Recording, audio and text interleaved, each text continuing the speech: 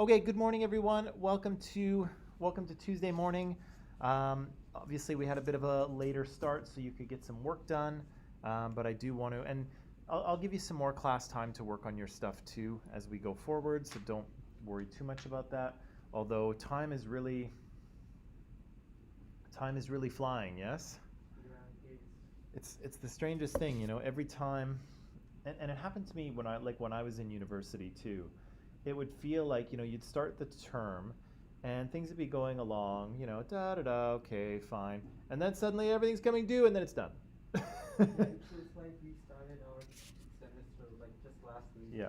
It feels like nothing's happening and then suddenly like everything is happening and then it's over.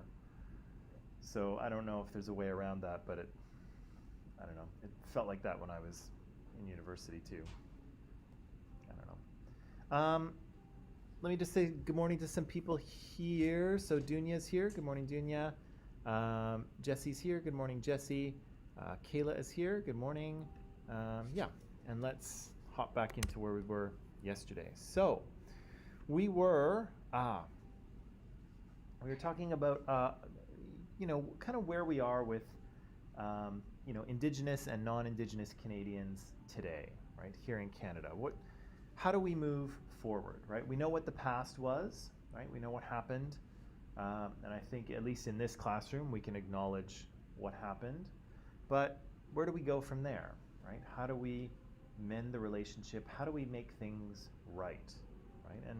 And that's a difficult thing, right? We said that when you make an apology, you definitely have to know what you did wrong, right? And you have to say it, and you have to be meaningfully sorry. But then, how do you make it up to the other person, right? How do you fix it, right? And sometimes that's difficult, right? Depending on the thing that you did, right? Did you borrow somebody's possession without asking? Did you ruin something of someone's? Did you say something that you shouldn't have said? Did you commit genocide against an entire group of people, right? It depends what you did, right? And that determines what you have to do to fix it. But it's not easy. And I think here in Canada, we're not entirely sure how to fix it yet either, right? And so we're kind of finding our way forward, right? And to kind of do that or to talk about it, we were watching this documentary called Eighth Fire, and I asked you a bunch of questions. We met some Indigenous people in the documentary yesterday, right? And I don't know about your exposure to Indigenous people here in Canada. Were they who you expected them to be? Were the Indigenous people that we met in the documentary, were they who you thought they would be? More or less. Oh, hello, Tom. Hello. How are you? Fine. So what's on the menu today? We're watching part of a documentary called Eighth Fire. It's talking about sort of Indigenous perspectives and how they're living their lives today, how they're reclaiming their culture, yada, yada, yada. It's pretty interesting. And microaggressions. Microaggressions. Yes. I'm finding them in myself all the time. You're finding, like, you're committing them? I'm committing them. Yeah, they're tricky, right? They are tricky. They pop out and then you're like, oh, whoops. Yeah, it's kind of like when I get home with me in order, right? I have to walk the dog right away. Have you walked the dog? No. Could you please walk the dog? Fine. Fine. Fine. I'm happy. And of course, we all know when somebody says fine, It starts with F. it's not. It starts with F, and it's not fine. Yeah. It's definitely not fine. My partner does that too, except she does it in a very high voice. She's like, fine. It's like, oh boy, it's not fine. Fine. She's just kidding, of course. She's lovely. Okay. Yeah. So were they who you expected them to be? Did you kind of know what to expect? Nadia, I feel like there's something going on in there. I didn't expect anything. You didn't expect anything? Okay. I guess, in some ways it can be a little surprising, right? Because again, often we talk about Indigenous people as who they were in the past, right? These people living in the forests, hunting and fishing and, living sort of a very kind of simple hunting and gathering kind of life, right? And we hear about them in that context. We also hear about them as victims, right? We've talked about Indian residential schools and treaties and the sort of marginalization of Indigenous people in Canada. So it's tempting to kind of just see them through those two lenses, right?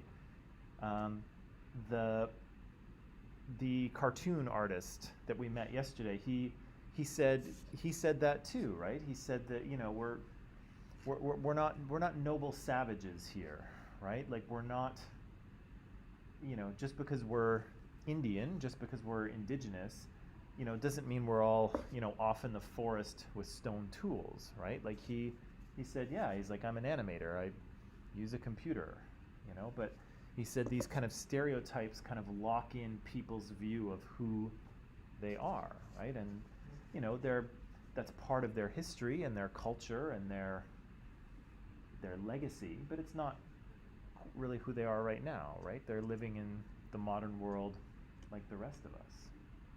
And so, yeah, it can be very tempting to see them as just as their past or as victims, right? And they're, part of them is that, but also, they are much more than that. We said that people, or that First Nations kids are not finishing school at a much higher rate than non-Indigenous kids, right? And I think we said, or I think we heard that they kind of felt like they were being pushed out, right? They didn't feel like they had a place. They didn't feel like they belonged. They're still subject to racism and discrimination. There are still lots of negative stereotypes, which we heard about. And so, yeah, sometimes they don't feel like they don't feel like that school is a place for them, right? And so sometimes young people, if they don't find a place in school, sometimes they find another place, right? And sometimes it's with gangs, right? Sometimes it's with criminal gangs, because gangs provide them with belonging, right? They belong to something bigger than themselves. And it's opportunity, right? They can gain money, they can gain respect, they can feel like they're part of something. Yes, it's illegal, but that sense of wanting to be part of something is very strong, right? And it's not to be, it's not to be kind of discounted, right? So tough. I have talked to some random people, but when I was trying to order food at Mm. restaurant or people in the queue, Mm-hmm. I heard from them people are speaking up for Indigenous people and they are supporting them. Mm-hmm. Then how are they being discriminated or how are they being neglected? Well, it's definitely their situation in terms of, what we've heard about relational racism has definitely improved, right? And even over the past, even over the past 5 or 10 years, things have gotten better. People are more aware of what's happened to Indigenous people in the past.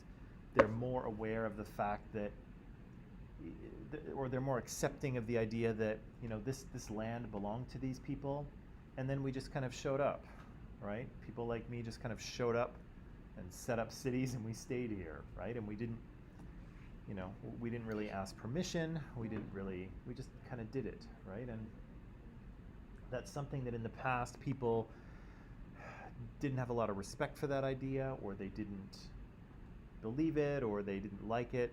And some people still don't, but awareness of what's happened in the past is much greater than it used to be. And people are much more accepting and supportive. And so, yeah, you will talk to people and you'll hear a lot of support for Indigenous people because of education, right? Because people are learning about what happened, they're talking about what happened, and, in a way that they didn't, even 10 years ago, right? And certainly if you go back 20 or 30 years, nobody was talking about Indian residential schools or any of that stuff. So, it's still there, but it's gotten a lot better.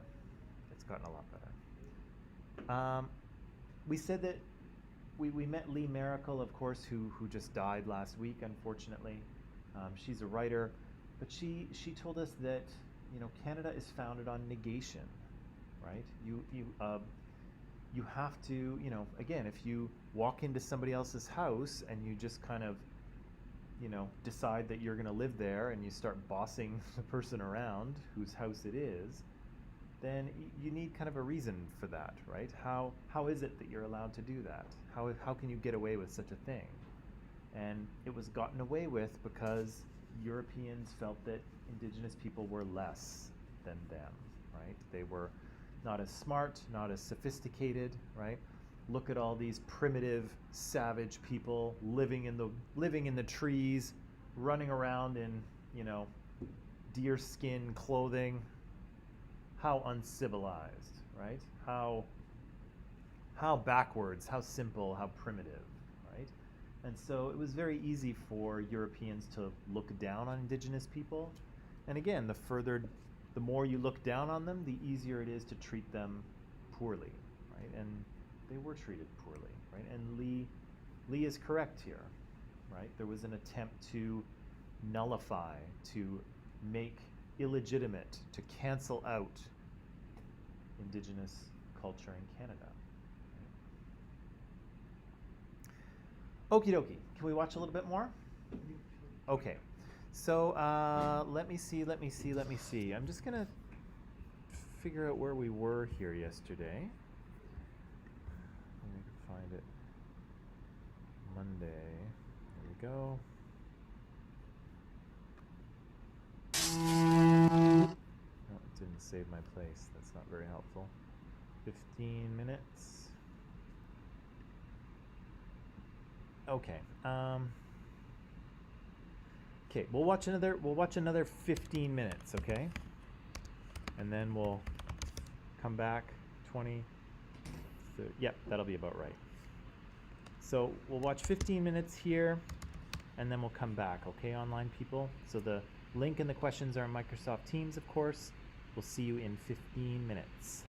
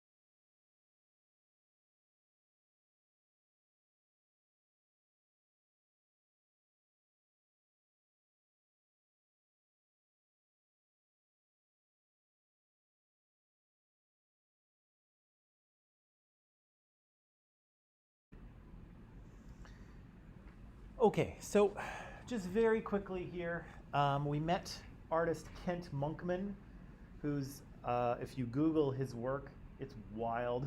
It's wild and crazy. Um, did you kind of catch what he's trying to do with his art? What's his? Actually, indigenous lives are too, are complicated nowadays, and other people point of view about indigenous life, which on the last part we could see the police officer was just arresting for no reason, and then No, he arrested him for a reason. yeah, but for the background, but there was like different way of Yeah, well, so the interaction with the police there, yeah, the police stop and talk to these guys pretty often, right? They're hanging around. I mean, they may not be doing anything, but police get suspicious. again just like the black people. Yeah, sometimes, right? And that's what Brooklyn kind of accused the police officer of, saying, "Oh yeah, you Yeah. stopped that guy too because he's a black guy." And of course, the cop kind of disagreed with that, and who knows, right? But yeah, he interacts with the police quite a bit, right? So that might be the reason. Could be, right? Although Brooklyn does have history as a drug dealer, I think. Yeah, he does have history as a drug dealer, and his friend there was a warrant out for his arrest, so he did get arrested. But still, yeah, there's that. But what about the art thing? What's Kent Monkman trying to do with his art? He's trying to show us the culture and life of indigenous people and their beliefs. Well, in kind of an interesting way, right? Yeah, we talked about this, I think, a little bit in the sexism unit. Remember when I talked about the male gaze, right? Yeah. So when we talked about Ariana Grande, we said that, if we're watching a video or if we're watching a movie, whose eyes are we looking through, right? Are they the eyes of a man or a woman, right? And so often, you'll see, in a movie where, the girl walks into the restaurant and the camera goes all the way up and her hair and she's shaking it in this wind, right? That's the male gaze, right? That's how a man might look at this woman. And Kent Monkman's saying that, the gaze for his people has been colonial, right? So Europeans have kind of dictated how they've seen indigenous people, right? They've painted them and said, here's how I see indigenous people. And Kent Monkman, he's trying to turn it around, right? He's trying to say, oh yeah, well, you've looked at us and said what you see. Now I'm turning it around, right? I'm looking at you, and this is what I see, right? And so he's got these pictures that are kind of inspired by some colonial art of the past, but of course they're very, very different, right? And he has a character in not all of his paintings, in a lot of his paintings, called Miss Chief, right? And so she's got kind of an indigenous sounding name, Miss Chief Eagle Testicle, but it's also supposed to sound like mischief egotistical. So it's supposed to sound like that, but it also sounds like an indigenous name. And yeah, and she's there kind of, tormenting the settlers, right? Tormenting the colonizers, expressing her sexuality, right? Being, instead of indigenous people being pushed aside and, sort of kept hidden away, she's just out there, right? And she's in the paintings, she's impossible to ignore, right? She's mostly naked. She's wearing fur coats and pink boots, and she's just impossible to ignore, right? And so he's trying to have a little fun with this, but also turn that gaze around, right? And say, okay, colonizers, I see you. Here's what I see, right? Okay, that's all the time we have for today. Hello. That's all the time we have for today. I'll let you pack it up, and I'll see you tomorrow. Okay? All right. If you want to Google Kent Monkman's work, you'll see some wild stuff. But Okay. yeah. I still don't understand the service part. Okay. See you guys.